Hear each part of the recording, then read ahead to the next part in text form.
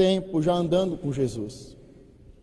Eles foram chamados, eles estão caminhando lado a lado com o Senhor, eles estão sendo ensinados, doutrinados, estão passando por uma série de experiências, libertando os cativos, curando os enfermos.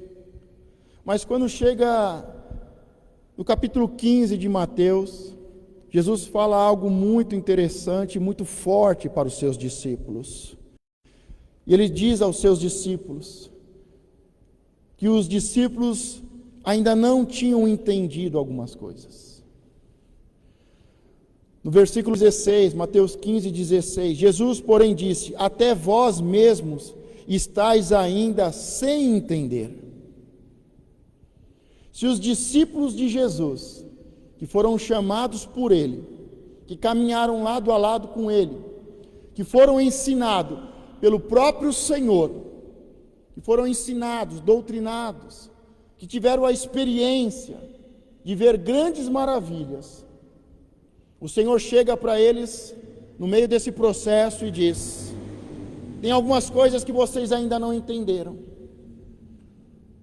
E nós precisamos abrir o coração para entender algumas coisas que ainda não entendemos. Se os discípulos de Jesus, dentro de todo esse processo, ainda não tinham entendido algumas coisas, imagine nós. Nós temos ainda algumas coisas para entender. Mas é muito importante que você abra o seu coração para entender essas coisas. São coisas importantes e profundas, que todo discípulo que segue a Cristo precisa entender. Está tendo uma discussão entre os fariseus e os discípulos de Jesus. E no meio dessa conversa, ele diz para os seus discípulos: vocês também ainda não entenderam isso. Tem coisas que nós precisamos entender. Precisamos abrir o nosso coração para entender. São coisas importantes e profundas, que o religioso não entende, que o fariseu não entende. E Jesus disse aos seus discípulos: vocês também ainda não entenderam. Mas se você abrir o seu coração hoje para o Senhor, Ele vai tocar de uma forma especial e profunda. Ele vai te ensinar coisas que você precisa saber e será uma bênção. Quantos estão aqui? Amém? Diga a sabedoria de Deus. Nós vemos nesse capítulo uma discussão muito séria e muito acirrada entre os fariseus e os discípulos de Jesus. E essa discussão basicamente é sobre a tradição dos anciões e o mandamento de Deus. De um lado estão os fariseus e a tradição dos anciões. Do outro lado estão os discípulos de Jesus e o mandamento de Deus. Está tendo um confronto. Entenda que está tendo uma guerra espiritual. Um confronto, uma guerra espiritual. Não é simplesmente uma conversa, mas está tendo uma guerra espiritual. Diga, um confronto. De um lado é a tradição dos anciões com os fariseus, os religiosos, e do outro lado o mandamento de Deus com os seus discípulos. E essa discussão, ela é importante porque fala sobre a verdadeira adoração. E Jesus vai se aprofundar sobre isso. A base da discussão e a ideia da tradição dos anciões é sobre lavar as mãos. Os fariseus estão defendendo a tradição dos anciões e estão questionando os discípulos de Jesus porque eles não lavam as mãos. Do outro lado está Jesus, os seus discípulos, falando sobre honrar pai e mãe. Diga, vida em abundância. E a grande questão não é qual está certa e qual está errada, mas a questão, qual é a ordem e a hierarquia das coisas. É importante lavar as mãos, é importante a tradição dos anciões. Só que mais importante é o mandamento de Deus, que fala sobre honrar pai e mãe. Os fariseus dizem: vocês transgridem a tradição, vocês quebram a tradição, a nossa cultura e a nossa tradição. Vocês não lavam as mãos antes de comer. Vocês estão errados. Vocês estão transgredindo a tradição. Vocês estão em pecado. E do outro lado Jesus diz: vocês transgridem o mandamento de Deus por causa das suas tradições. Nós sabemos que o primeiro mandamento com promessa é honrar pai e mãe. É o primeiro mandamento com promessa. E quem honra pai e mãe, tudo que faz prospera e tem vida longa. Então Jesus questiona: olha, vocês estão falando sobre a tradição dos anciões de lavar as mãos. Vocês estão falando que nós e os meus discípulos transgredimos a tradição dos anciões porque não lavamos as mãos antes de comer. Mas eu te digo que vocês estão pecando e transgredindo o mandamento de Deus mais importante, que é o mandamento com promessa: honrar pai e mãe. E como é que eles faziam isso? Eles chegavam e diziam assim: tudo que eu tenho, todos os meus bens e todo o meu dinheiro é de Deus. E com isso ficavam livres de honrar pai e mãe. Uma tradição religiosa que fazia com que as pessoas que declarassem que tudo que elas tinham e que todo o dinheiro que elas tinham era de Deus. Olha que coisa bonita, olha que coisa religiosa. Tudo que eu tenho é de Deus. E por causa disso, eu não preciso mais honrar pai e mãe. Então é uma tradição dos anciões, algo religioso, que aparentemente parece tão bonito. Eu sou do Senhor, tudo que eu tenho é do Senhor, eu não tenho nada. As minhas casas, o meu dinheiro, o meu salário, tudo é do Senhor. Olha que tradição bonita, olha a tradição dos anciões, olha que religiosidade, olha que bonito. É a tradição dos anciões, quebrando o mandamento de Deus e o primeiro mandamento com promessas. E as pessoas que quebram esse mandamento, tudo que fazem dá errado, e a vida é curta. Morre ainda jovem, antes dos 40 anos. Então, está tendo uma discussão religiosa, está tendo uma discussão de doutrina. Não é uma simples discussão, é um conflito, é uma guerra espiritual entre a religiosidade e a verdade. E aqui entra algo importante: você está vivendo uma tradição ou o mandamento de Deus? Você está vivendo o que os seus pais ensinaram, o que os anciões ensinaram? Você está vivendo uma cultura, uma religiosidade ou o mandamento de Deus? Porque o mandamento de Deus tem que estar acima da nossa cultura. O mandamento de Deus tem que estar acima do que os nossos pais ensinaram. Tem que estar acima da educação e da cultura, tem que estar acima.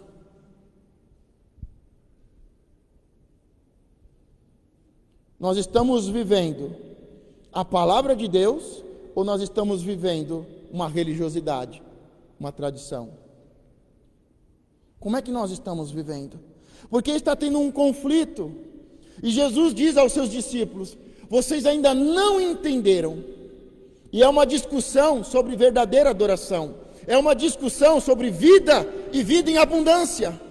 Porque Jesus vai dizer em Mateus 15:8: este povo se aproxima de mim com a sua boca e me honra com os seus lábios, mas o seu coração está longe de mim. Jesus está falando: olha, é com a boca, é com os lábios para fora, mas o seu coração está longe. Você está aqui? Ou você está longe?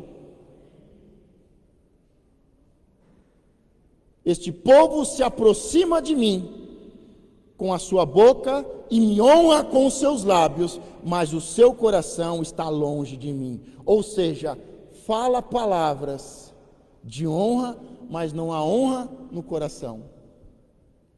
Será que nós estamos vivendo o que estamos falando? Ou falamos uma coisa e vivemos outra? Ou falamos uma coisa e no coração está outra?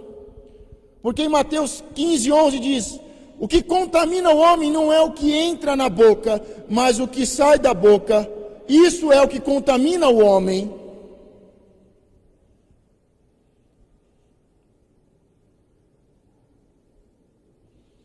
Versículo 17.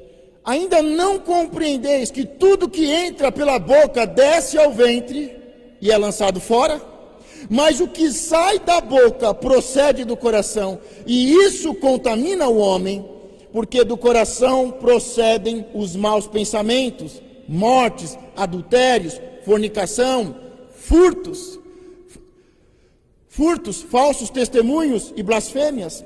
São estas coisas que contaminam o homem, mas comer sem lavar as mãos, isso não contamina o homem. A grande questão do fariseu, do religioso, é que ele se atenta para a aparência, ele se atenta para as mãos, mas o Senhor, ele observa o coração. Ele diz: olha, o religioso está preocupado com o que vai entrar pela boca. E Jesus diz: o que o homem come não pode contaminá-lo, porque entra pela boca, desce ao ventre e depois é liberado. Mas o que contamina o homem não é o que entra pela boca, mas é o que sai pela boca, porque a boca fala do que o coração está cheio. Do que o seu coração está cheio? Seu coração está cheio do quê? Sabe, Jesus está falando sobre isso, e os discípulos estão ouvindo.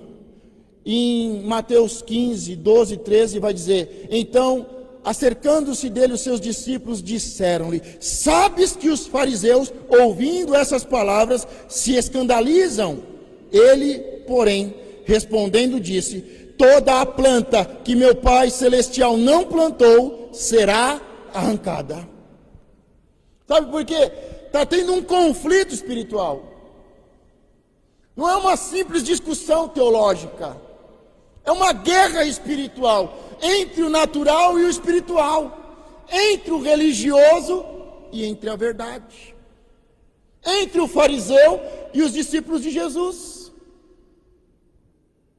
entre a tradição dos anciões e o mandamento de Deus. E a discussão é: se não lavar as mãos ao comer, o homem é contaminado. Jesus diz: não. O homem não pode ser contaminado por aquilo que entra, porque o que entra pela boca desce ao ventre e depois é liberado. Mas o que contamina o homem é o que sai da boca, porque o que sai da boca procede do coração. Como é que está o seu coração? Você está aberto para aprender coisas novas? Você está aberto para aprender coisas que ainda não aprendeu e que ainda não entendeu? Você está pronto para aprender? Você está pronto para mudar?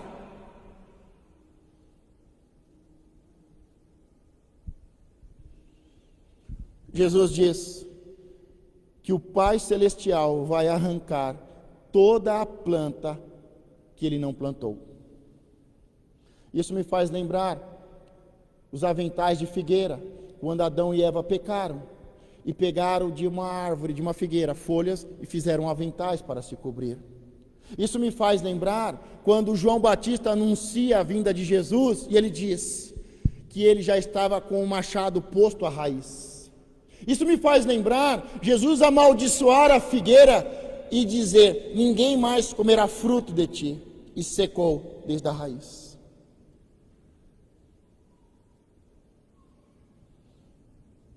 Será que nós estamos vivendo uma religiosidade? Será que Deus está querendo arrancar algo de dentro de nós e nós não estamos permitindo Deus arrancar?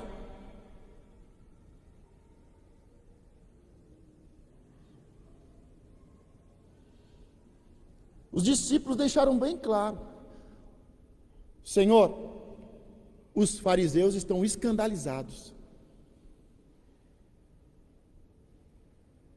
Você está escandalizado? Você está irado? E aqui entra a pergunta principal: você é orgulhoso e soberbo? Não muda, sabe tudo? Quantos aqui, levanta a mão quem acha que é soberbo? Levanta a mão quem acha que é soberbo, levanta bem a mão. É um teste psicológico. Para você entender, porque eu poderia dizer para você que é profético. Você pode entender de forma científica, e você perguntando para qualquer psicólogo, ele vai te falar isso, mas eu estou falando como profeta. Quantos aqui se consideram orgulhosos, soberbos? As pessoas que levantaram a mão, e que já sabem do mistério, são as pessoas orgulhosas. Quem levantou a mão é orgulhoso e soberbo. Só que tem uma coisa: ele sabe quem ele é e ele pode mudar. Porque a maioria das pessoas orgulhosas e soberbas não sabem que são. Por isso que Jesus diz: tira primeiro o cisco do seu olho, a viga do seu olho, para depois tirar o cisco do seu irmão. É como uma cegueira. Eu não estou falando isso para diminuir ninguém, eu não estou falando isso para humilhar ninguém, bem que hoje seria um dia bom para nos humilharmos diante do Senhor. Mas eu estou te falando, quem levantou a mão e disse: eu sou orgulhoso, eu sou soberbo, é orgulhoso e é soberbo, só que sabe que é orgulhoso e soberbo e precisa mudar. E as pessoas que não disseram: não, eu não sou orgulhoso, eu não sou soberbo. Você é o pior tipo de orgulhoso e soberbo, porque não sabe, não está vendo. Resumindo, todos nós somos orgulhosos e soberbos, em níveis diferentes, mas todos nós somos orgulhosos e soberbos, porque essa é a raiz da queda de Lúcifer e esta é a raiz da queda do homem: o orgulho, o soberbo, saber mais que Deus, estar acima de Deus. A raiz da queda é o orgulho e a soberba. O orgulho e a soberba precede a queda, a ruína.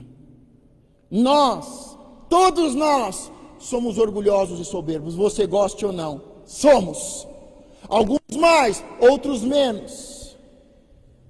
Mas todos nós somos. Todos nós somos.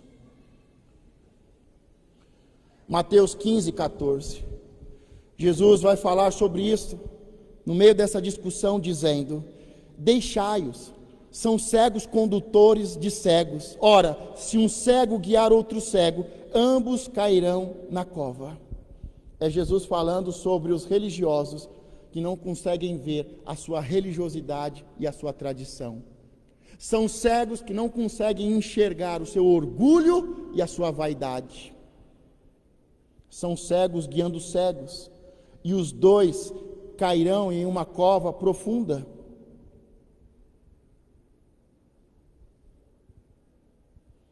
Você está seguindo uma tradição ou você está seguindo a Deus?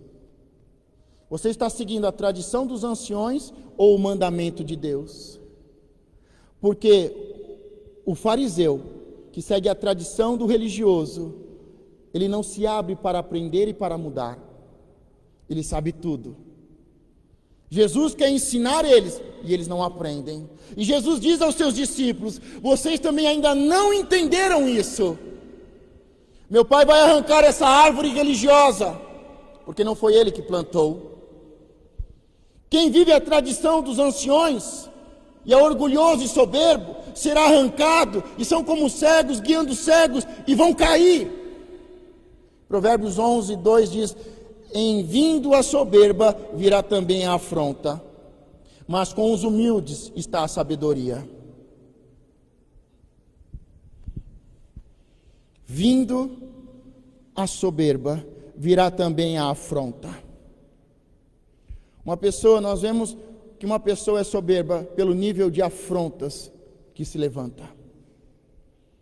Mas a sabedoria está com o humilde.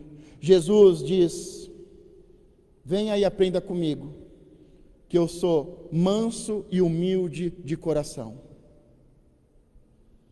Você está disposto a abrir o seu coração? Você está disposto a aprender algo que você ainda não aprendeu?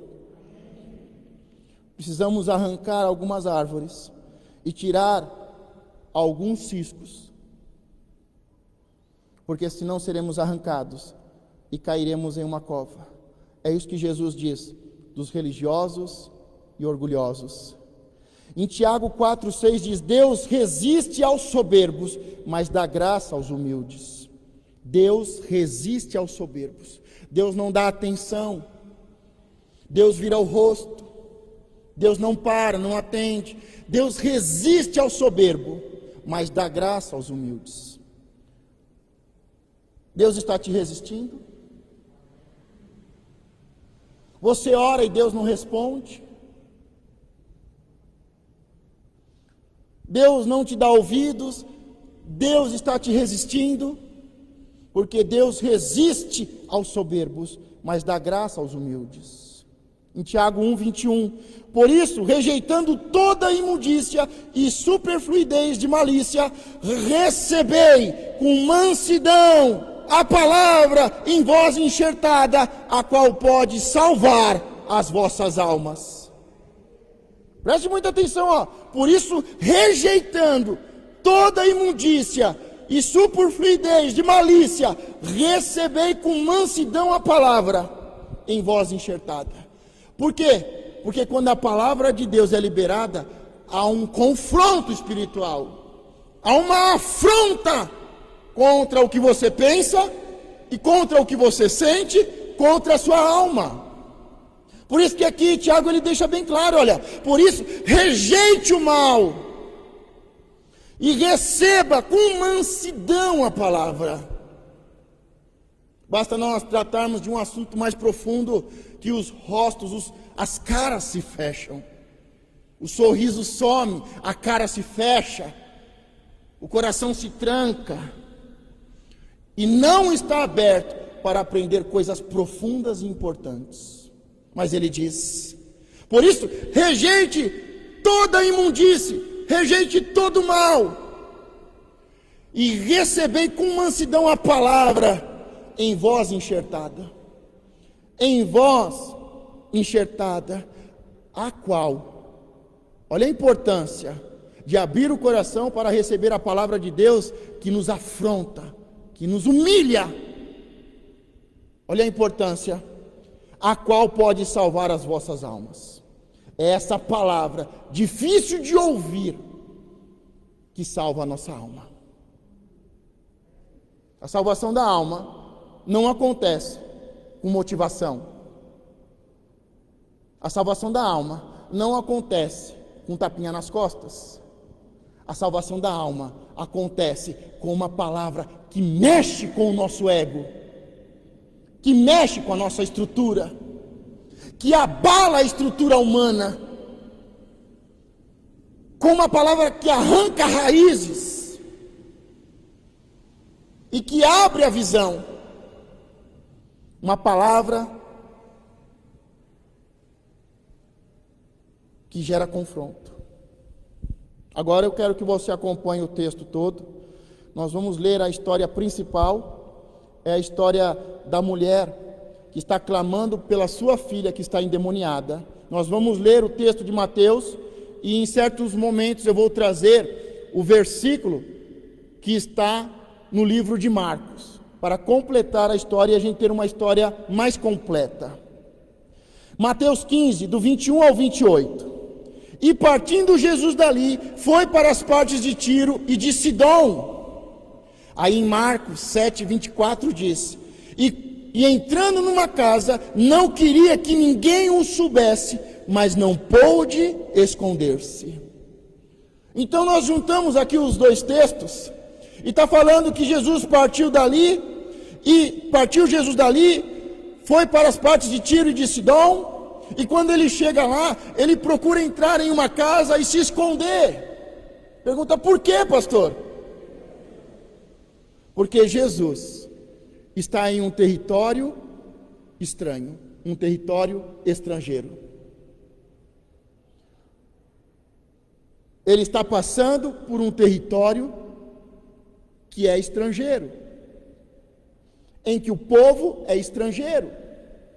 E quando ele entra naquele território, ele não vai fazer a sua missão, ele não vai cumprir a sua missão, ele não vai pregar, ele não vai anunciar as boas novas, ele não vai curar, não vai libertar. Ele passando por aquele território, ele rapidamente entra em uma casa e ele quer se esconder. Jesus não quer aparecer. Jesus está se escondendo, ele não quer aparecer. Ele não quer que as pessoas o vejam. Tem pessoas que fazem de tudo por aparecer. A alma grita por atenção, grita por olhos, grita por likes. Tem almas que querem a atenção de qualquer jeito. Tem almas que querem uma palavra doce. Tem almas que querem tapinha nas costas. Mas Jesus, passando por aquele território, entrou em uma casa e tentou se esconder. Existe momento para aparecer e existe momento para se esconder. E quando é que eu sei, pastor, qual é o momento de se esconder e qual é o momento de aparecer? Só com sabedoria de Deus. Porque se for pela nossa alma, a gente só quer aparecer. E partindo Jesus dali, foi para as partes de Tiro e de Sidom, e entrando numa casa, não queria que ninguém o soubesse, mas não pôde esconder-se. E aqui me faz lembrar uma das parábolas de Jesus, dizendo que uma candeia não pode ser escondida debaixo da mesa ou debaixo da cama, que uma candeia será colocada no alto monte. Jesus é a luz, Jesus é a candeia. Ele está tentando se esconder debaixo de uma mesa, debaixo de uma cama. E há momentos em que nós devemos nos esconder, mas não tem como esconder, porque na hora certa, diga na hora certa, o Pai pega essa luz e coloca no alto monte, e Ele vai pregar o sermão do monte, Ele vai pregar o sermão profético. Existem momentos para se recolher, e há momentos para aparecer. E quando é que eu sei, pastor? Quando é que eu sei o momento de se esconder e o momento de aparecer? Vamos continuar o texto. E eis que uma mulher cananeia, em Marcos 7:26, grega, cirofenícia de nação, que saíra daquelas cercanias, clamou dizendo: Senhor, filho de Davi, tem misericórdia de mim. Uma mulher fica sabendo de Jesus, uma mulher vê a luz, uma mulher vai atrás de Jesus, e ela começa a dizer: Senhor, filho de Davi.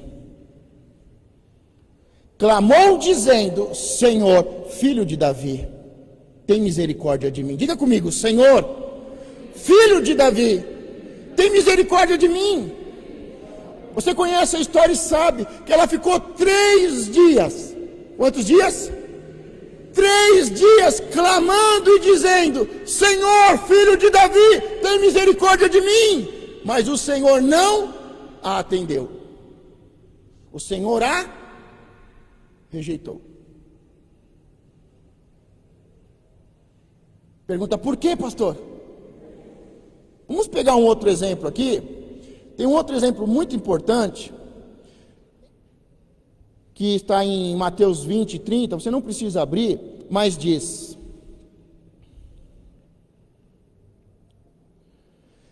e eis que 2 cegos, quantos? 2 cegos, assentados junto do caminho, ouvindo que Jesus passava, clamaram dizendo: Senhor, filho de Davi, tem misericórdia de nós. E a multidão os repreendia para que se calassem. Eles, porém, cada vez clamavam mais, dizendo: Senhor, filho de Davi, tem misericórdia de nós. E Jesus, parando, chamou-os e disse: que queres que vos faça? A mulher está há quantos dias clamando e dizendo: Senhor, filho de Davi? 3 dias. Aí, em outra situação, Jesus está passando por um caminho, existem 2 cegos, e os cegos ficam sabendo que Jesus está passando. E eles começam a clamar e a dizer: Senhor, filho de Davi, tem misericórdia de nós. Automaticamente, a multidão e os discípulos tentam fazer com que eles se calem. Quando os discípulos e a multidão tentou fazer com que eles se calassem, eles clamaram mais alto, dizendo: Senhor, filho de Davi, tem misericórdia de nós. Quando Jesus ouviu, porque eles clamaram mais alto, Jesus parou, mandou chamar e disse: o que vocês querem?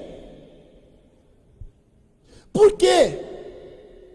Por que que essa palavra, na boca de um, ele não atendeu, e na boca de outro, ele atendeu? Na boca da mulher, ele não atendeu, mas na boca dos 2 cegos, ele atendeu. Nós precisamos entender que o nome do Senhor na boca de algumas pessoas não vale nada. O nome do Senhor na boca de alguns não vale nada. O nome do Senhor na boca de alguns não tem efeito nenhum. O nome do Senhor na boca de alguns é só para falar o nome do Senhor em vão, para quebrar um mandamento. Mas as mesmas palavras na boca de outro tem poder e autoridade. As palavras que saem da sua boca têm poder e autoridade, ou o Senhor rejeita? Você está há quanto tempo dizendo: Senhor, filho de Davi, tem misericórdia de mim? E o Senhor nem para te ouvir. Pastor, faz tempo que eu não ouço a voz de Deus. Faz tempo que eu não sinto a presença de Deus, pastor. Deus está te resistindo? Deus não para falar com você? Ele finge que não ouve, segue o caminho. Você fala e nada acontece. É porque o nome do Senhor na boca de alguns não tem efeito nenhum. E o nome do Senhor na boca de outros é poder e autoridade. Pergunta: por quê, pastor? Porque se sair do coração, sai com poder e autoridade. Mas se sair dos lábios, da boca dos lábios, não tem efeito nenhum. Tem que ser do coração. O texto continua e diz que minha filha está miseravelmente endemoniada.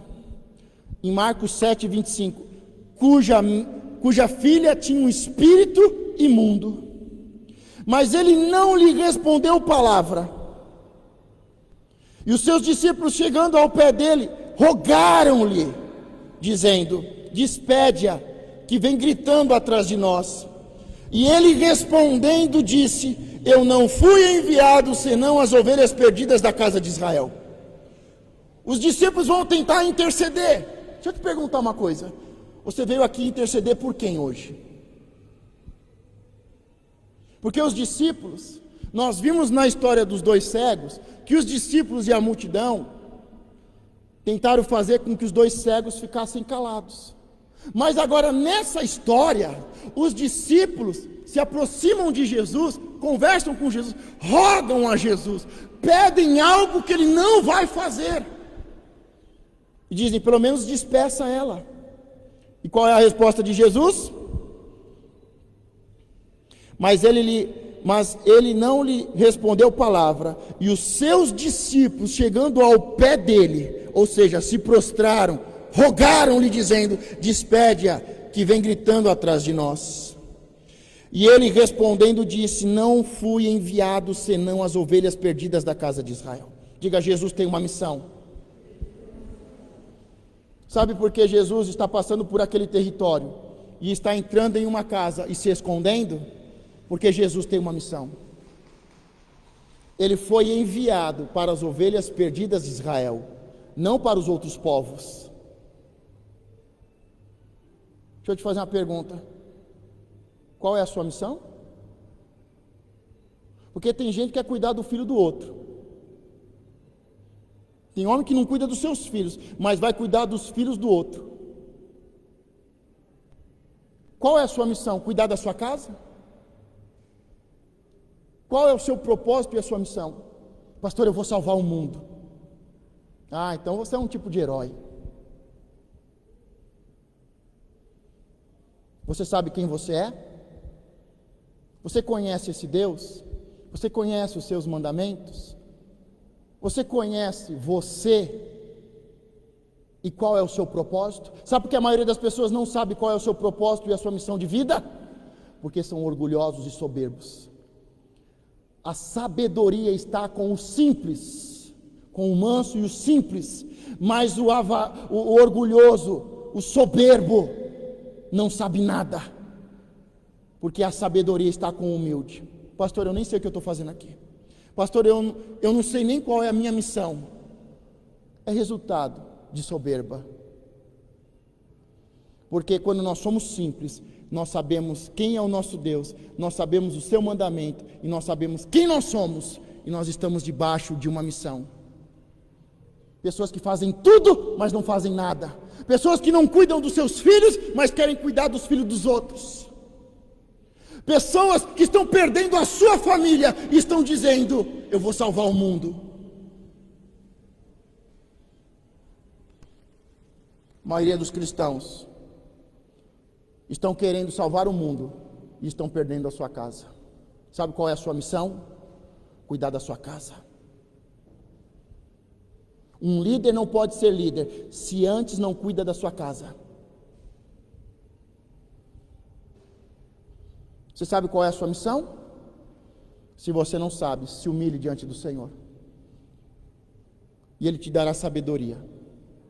E Ele vai te revelar qual é o propósito. Jesus poderia dizer: não, em tempo e em fora de tempo.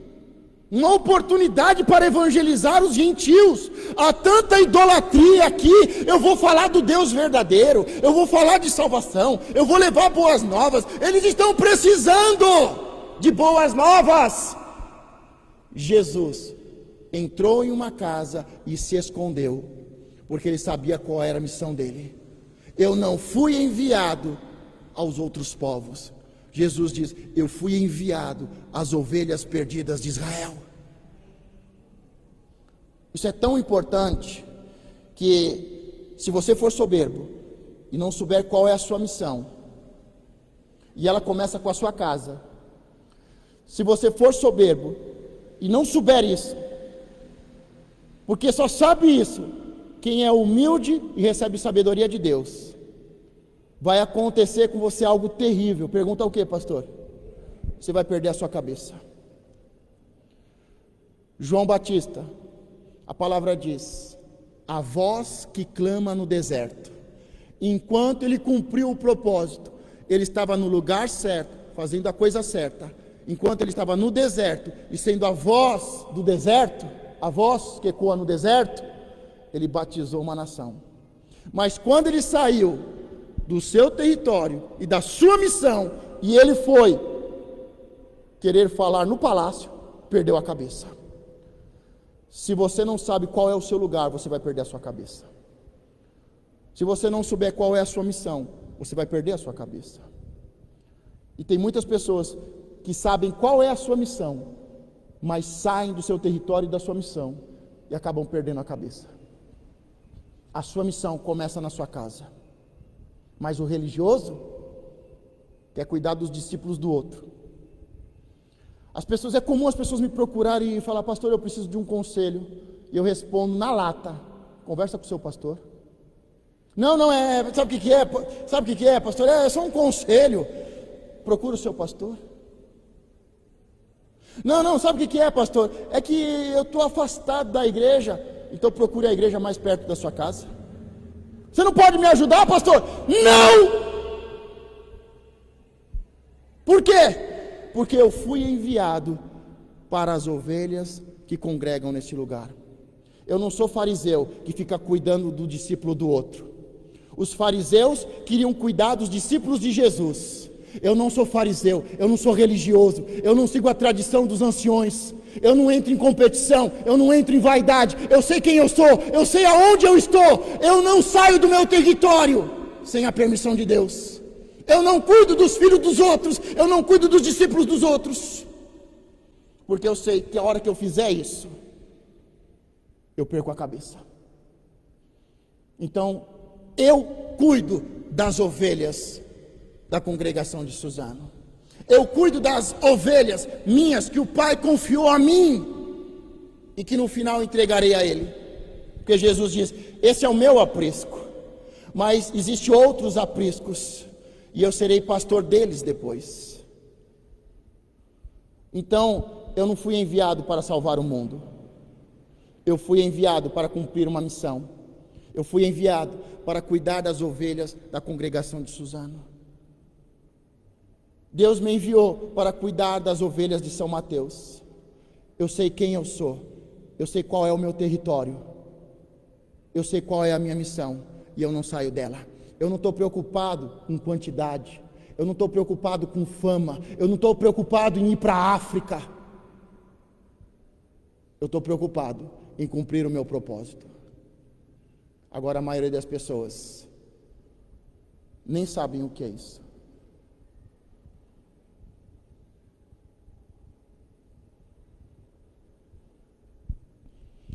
Eu não fui enviado senão as ovelhas perdidas da casa de meu pai. Então chegou ela e adorou-o, dizendo: Senhor, socorre-me. Jesus estava conversando com os discípulos e estava explicando algo importante para os discípulos. Jesus está falando sobre a tradição dos anciões e o mandamento de Deus. Ele está falando sobre o que contamina o homem. Não é o que entra, é o que sai. Ele está falando que o Pai vai arrancar as árvores da religiosidade e que todo cego vai cair em uma cova.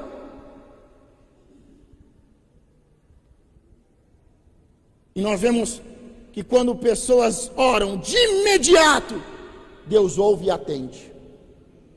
E há pessoas que clamam e dizem: Senhor, filho de Davi, e nada acontece, porque tem que sair do coração.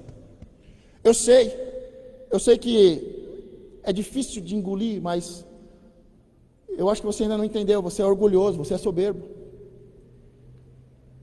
Eu acho que você ainda não entendeu. Todos nós somos. Quando eu falo que eu fiz uma campanha de oração de 3 anos e meio, quase 4 anos, orando contra o orgulho, a vaidade e a soberba, muitos não acreditam. Quando eu falo que de tempos em tempos eu entro em oração, eu entro em jejum, eu busco o Senhor como nunca busquei antes, para vencer o orgulho e a soberba, porque o orgulho e a soberba precede a ruína. O orgulho e a soberba precede a queda. E é uma raiz difícil de arrancar, e é algo difícil de ver. Mas a maioria das pessoas estão caindo por causa disso. Porque a tradição cega, a religiosidade cega, o orgulho cega, e nos faz uma árvore infrutífera que será arrancada, e um cego guiando outro cego.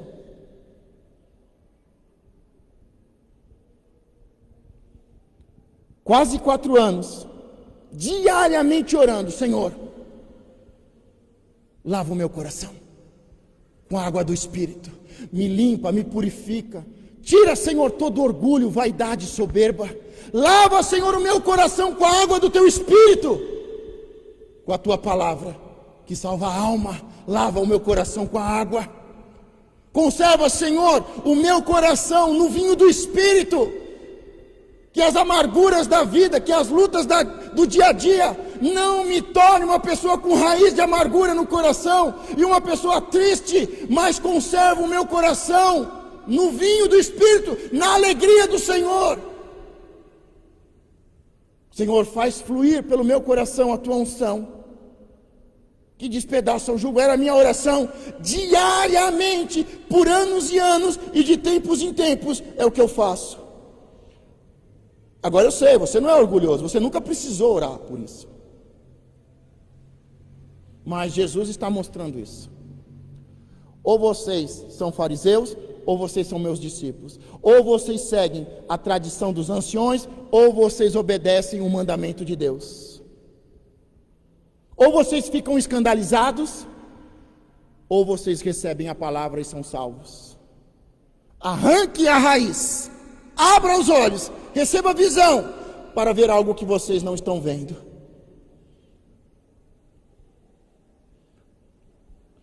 Então chegou ela e adorou-o, dizendo: Senhor, socorre-me. Sabe, a maior palavra de simplicidade, humildade e mansidão é querer aprender e pedir socorro. O seu fardo é pesado? Vem, troca o seu fardo com o meu. Pede ajuda, está pesado. Pede ajuda, troca com o meu. E aprenda comigo os dois sinais de humildade e mansidão. É pedir ajuda. Está pesado, eu não estou aguentando, pastor. E aprender. Coisas que o orgulhoso e o soberbo nunca vai pedir. Ajuda. Socorre-me. Me ensina. Ele tem muito para ensinar, ele sabe tudo, ele é muito forte, mas está arrebentado. Então chegou ela e o adorou, dizendo: Senhor, socorre-me. Ele, porém, respondendo, disse, agora ele vai falar com ela: não é bom pegar no pão dos filhos e deitá-lo aos cachorrinhos. Em Marcos 7, 27, deixa primeiro saciar os filhos. Jesus não disse que não daria para ela. O que Jesus está dizendo é: eu não vou pegar dos meus filhos para dar para você. Ele está dizendo: deixa primeiro eu alimentar os meus filhos, depois a gente conversa. Deixa eu te perguntar uma coisa: a prioridade é a sua casa?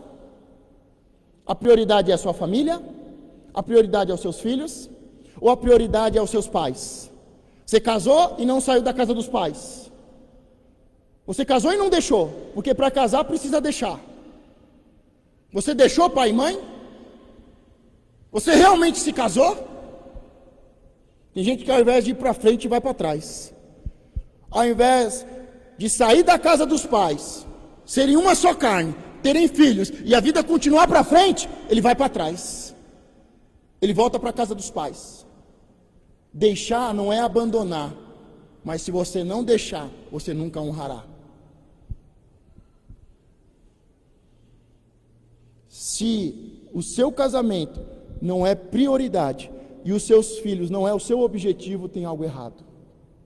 Se antes de ouvir o seu marido, você ouve a sua mãe ou seu pai, tem algo errado. Se você se mete na vida dos seus filhos, tem algo errado. Se você quer cuidar dos seus pais como se fossem pai dos seus pais, tem algo errado, porque você não é pai dos seus pais, você é filho. E se coloque no seu lugar de filho, se comporte como filho. Filho não ensina pai, filho não cobra pai, filho não julga pai. Se coloque no seu lugar para aprender com seus pais. Ele, porém, respondendo, disse: não é bom pegar no pão dos filhos e deitá-lo aos cachorrinhos. Deixa primeiro saciar os filhos.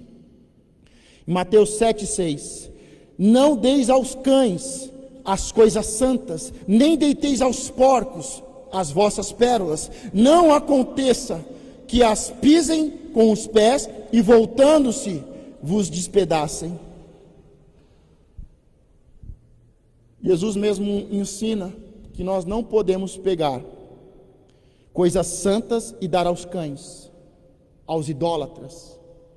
Que nós não podemos pegar pérolas e dar aos porcos, porque eles não vão dar valor. Pastor, por que você não ajuda todo mundo? Porque eu não tenho que ajudar todo mundo.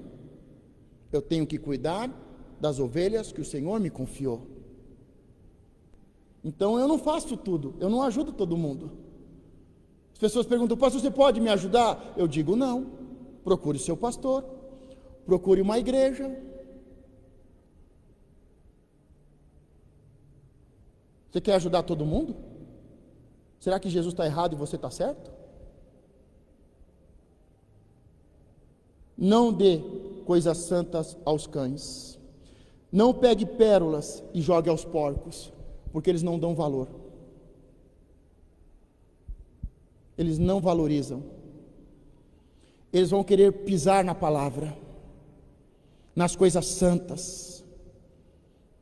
Coisas que são pérolas, que você aprendeu com dor, que você aprendeu a custos, a dores e a lágrimas, que você aprendeu. Pérolas são produzidas com dores. Você pega pérolas que você tem e joga aos porcos. Pessoas que não entendem o valor. Não queira ensinar quem não quer aprender. Não queira ajudar todo mundo. Não dê coisas santas aos cães e nem pérola aos porcos. O texto continua. E ela disse: sim, Senhor, mas também os cachorrinhos comem das migalhas que caem da mesa dos seus senhores. Essa palavra é muito importante, porque em cima dessa palavra a filha dela vai ser liberta. Olha o que ela diz. E ela diz: sim, Senhor, mas também os cachorrinhos comem das migalhas que caem da mesa dos seus senhores. Ela está mostrando que o que ela está falando não é da boca para fora. O que ela está falando vem do coração. Ela não chamou de Senhor, filho de Davi, porque é bonitinho. Ela chamou de Senhor porque ela realmente se colocou debaixo da mesa. Porque ela realmente se colocou debaixo da cobertura do Senhor. Ela não está falando palavras da boca para fora, palavras da boca, dos lábios, palavras bonitas. Senhor, filho de Davi, Senhor, Senhor, eu fiz isso, eu fiz aquilo. Não, não. Depois de 3 dias, ela está mostrando que aquilo que ela está falando não sai da boca e dos lábios, mas vem do coração. Ela diz: sim, Senhor, eu estou de acordo com o que o Senhor está falando. O Senhor está certo. Não é certo pegar os pães dos filhos e dar para um estrangeiro. Não é certo pegar as bênçãos dos filhos e dar para os outros. Sim, o Senhor está certo. Sim, eu concordo com a sua palavra. Sim, Senhor, eu concordo e eu me submeto à sua palavra. Uma pessoa humilde. E as pessoas mais dizem na igreja: não, eu não concordo. Eu não concordo. Não, isso daí é do Antigo Testamento. É melhor fazer o que eu quero. É melhor fazer o que eu acho. É melhor eu seguir a minha tradição e não o mandamento. Honrar pai e mãe. Ser dizimista. Seguir o Senhor. Ela diz: sim, Senhor. Sim, o Senhor está certo. Sim, o Senhor é o meu Senhor. Eu não estou falando da boca para fora. Eu estou falando do coração. E aí ela continua: mas também os cachorrinhos comem das migalhas que caem da mesa dos seus senhores. Ela poderia dizer assim: mas como assim, cachorrinho? Eu sou tua discípula. Como assim, pastor orgulhoso e soberbo? Não estou entendendo, pastor. Mas ela disse: não, sim, cachorrinha, idólatra, sim, uma porca, que não deu valor às coisas do Senhor. Sim, orgulhoso e soberbo. Sim, Senhor. Mas também os cachorrinhos. Ela concordou com a palavra, se colocou debaixo da cobertura do Senhor. E ela diz: mas também os cachorrinhos comem das migalhas que caem da mesa do seu Senhor. Sabe, essa mulher, mais do que poder se assentar à mesa, ela teve que ir debaixo da mesa. E lá debaixo da mesa, ela encontrou uma luz que se escondeu debaixo da mesa. Tem hora que o Senhor se esconde da gente, só para saber se nós vamos buscá-lo. Nós temos muito mais do que buscá-lo, nós temos que caçá-lo. Nós temos que lutar com o Senhor, como Jacó lutou com o anjo do Senhor. Agora tem pessoas que pedem, e nada acontece. Pedem e Deus não quer fazer. Não, Ele quer alguém que entre debaixo da mesa junto com ele. Alguém que o busque de todo o coração. Alguém que se humilhe para que ele possa exaltar.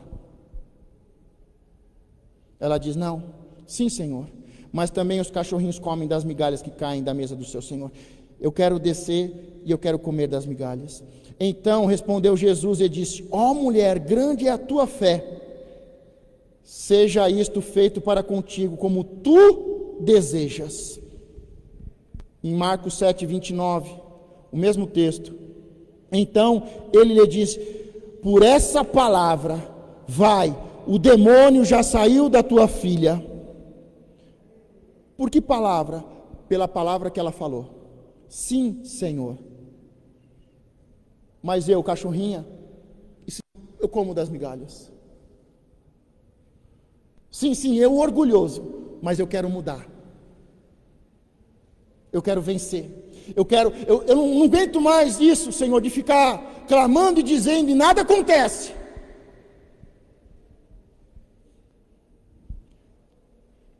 E indo ela para sua casa, achou a filha deitada sobre a cama e que o demônio já tinha saído.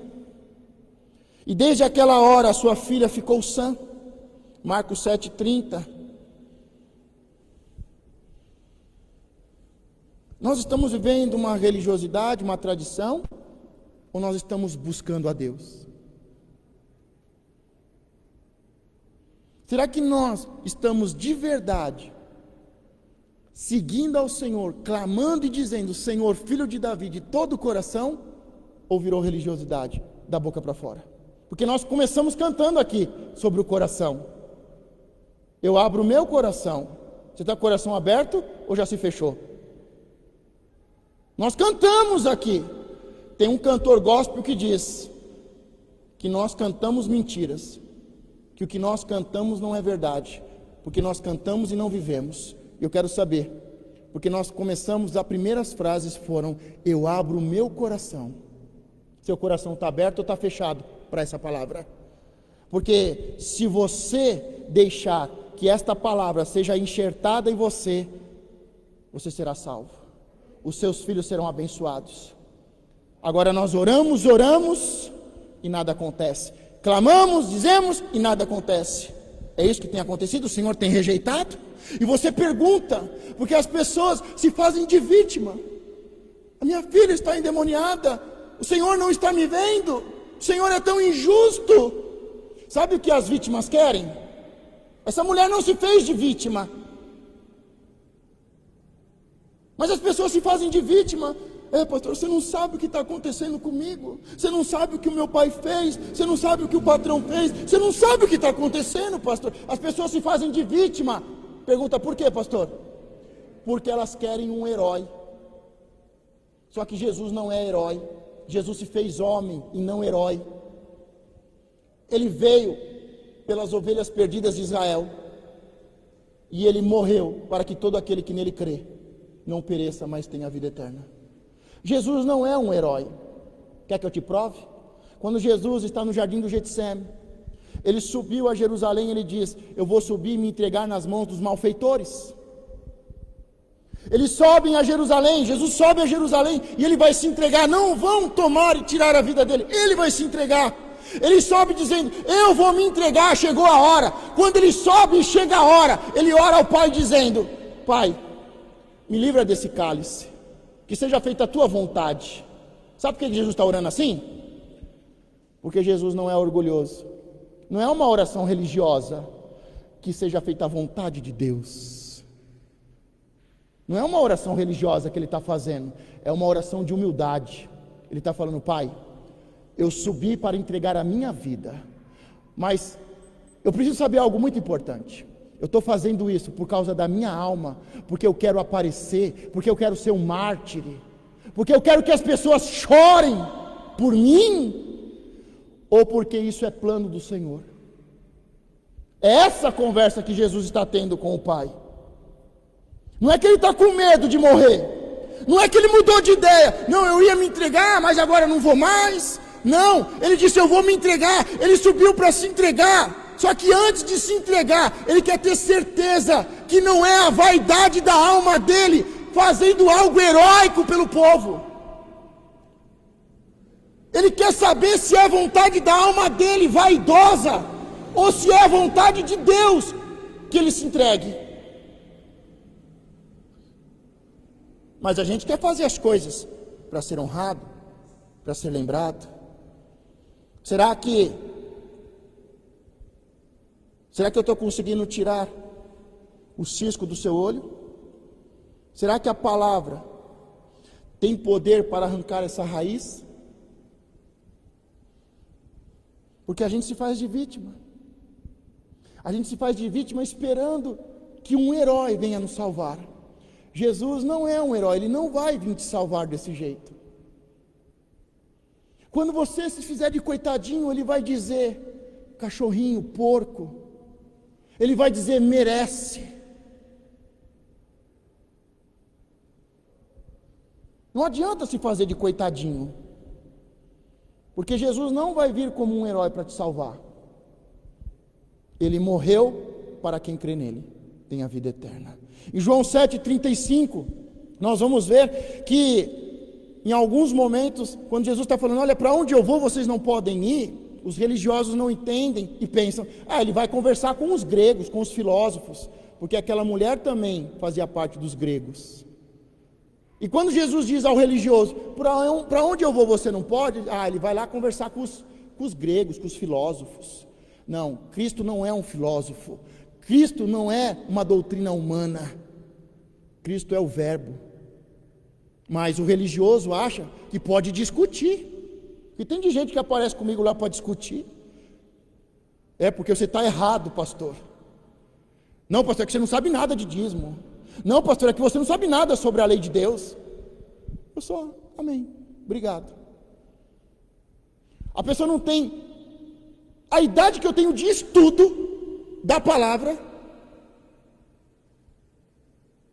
Ela não tem de idade, mas ela acha que sabe mais do que eu. Ela tem 20 anos, eu tenho mais de 20 anos estudando a palavra, e ela acha que sabe mais do que eu. Mas aí os gregos, não, os fariseus, não, ele vai lá falar com os gregos, vai lá conversar a filosofia dele.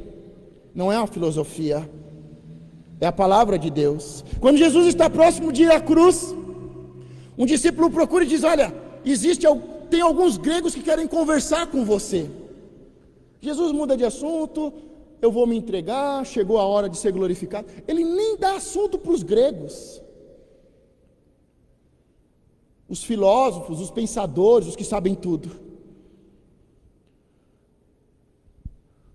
1 Pedro 5 e 6, e revestivos de humildade. Humildade é uma roupa, é uma veste espiritual. Revestivos de humildade, porque Deus resiste aos soberbos, mas dá graça aos humildes. Humilhai-vos, pois, debaixo da potente mão de Deus, para que a seu tempo vos exalte. Você tem se humilhado? Ou estão te humilhando? São coisas diferentes. Quando alguém te humilha, é porque você é vaidoso. Quando você se humilha, é porque você é sábio e vai ser exaltado. Vou repetir. Quando alguém te humilha, é porque você é vaidoso. Quando você se humilha, é sinal de sabedoria e que Deus vai te honrar. Humilhai-vos, pois, debaixo da potente mão de Deus, para que a seu tempo vos exalte. Alguns conhecem meu testemunho. Eu não corri atrás de Jesus 2 dias, 3 dias. Eu corri atrás de Jesus, eu cacei Jesus, eu entrei em uma luta com Jesus para ser liberto de um espírito imundo, um espírito de enfermidade. Foram mais de 2 anos. Mais de 2 anos. Um espírito de enfermidade que destruiu os meus antepassados, que colocou todos eles de cama. Por 2 anos, eu orei, eu busquei, eu clamei, eu gritei, Senhor, filho de Davi, tem misericórdia de mim. Por 2 anos, eu orei e clamei, com dor, não conseguia ficar de pé. Por 2 anos eu clamei, demorou 2 anos. Por que demorou tanto tempo? E tem pessoas que demoram mais. Porque enquanto não vencer a soberba, não alcança a graça. E Ele vos exaltará no tempo certo, para que a seu tempo vos exalte. Depois de 2 anos, Deus me exaltou com uma libertação e uma cura. Quanto tempo você está clamando? Quanto tempo você está dizendo, Senhor, filho de Davi? Quanto tempo você está buscando ao Senhor com toda a sua força, se humilhando e dizendo, socorre-me, eu preciso de Ti? Porque a gente pode vir como um religioso, passar 18 anos dentro da igreja tudo torto e nada se endireita. Mas se você se humilhar debaixo das potentes mãos de Deus, Ele no seu tempo vai te exaltar. Sabe, Jesus diz para essa mulher, olha, vai conforme a tua palavra, o que você deseja vai acontecer do jeito que você quer, porque a partir de agora, olha, o que você pedir vai acontecer. Ele veio para as ovelhas perdidas de Israel. As ovelhas perdidas de Israel o rejeitaram. E ele abriu para os outros povos. A terra de Canaã, a terra prometida, tinha outros povos. Deus prometeu para Abraão, eu vou tirar esses povos, porque eles são idólatras, eles são cananeus, eu vou tirar esses povos e eu vou dar essa terra para vocês, porque é minha, vou dar para vocês. Eu tinha dado para eles, mas eles são idólatras, e porque eles são idólatras, eu vou tirar eles e eu vou dar para vocês. Mas Israel também caiu na idolatria. Deus tirou Israel e colocou eles de novo. Ele veio pelas ovelhas perdidas, mas para aqueles que ele veio, o rejeitaram, e por causa disso, Ele abriu para nós. Quando nós vemos o texto, a continuação, por causa dessa mulher, começa a ter um mover de cura, de libertação muito grande naquele lugar. Porque os seus o rejeitaram. Porque os religiosos queriam seguir a tradição dos anciões, o rejeitaram. Aí ele abriu a porta para nós, para os outros povos, os estrangeiros. Aí começa a acontecer libertação, cura. E sabe o que vai acontecer em seguida? A segunda multiplicação dos pães. Na primeira multiplicação dos pães, sobraram 12 cestos cheios, simbolizando a palavra de Deus, que seria levada para as 12 tribos. Na segunda multiplicação dos peixes, sobra 7 cestos, representando os 7 povos daquela religião, representando os estrangeiros, nós.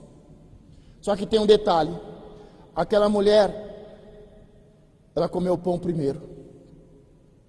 Os estrangeiros, no deserto, comeram pão e peixe, e sobrou 7 cestos, representando as 7 nações, mas ela comeu antes. O simples, o humilde, o manso, sempre será abençoado antes do que a multidão. Um sinal de que Deus está te abençoando, e que você é humilde, manso, e que aprende com Ele, que sabe pedir ajuda, é que você é abençoado antes do que todos. Se coloque de pé.